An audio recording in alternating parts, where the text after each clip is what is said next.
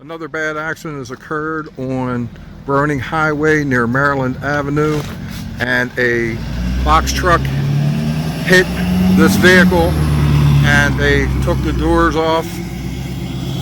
It did smash it up pretty good. Hopefully you can see that on the video. And we did speak to the box driver, who had claimed that the person had run the red light.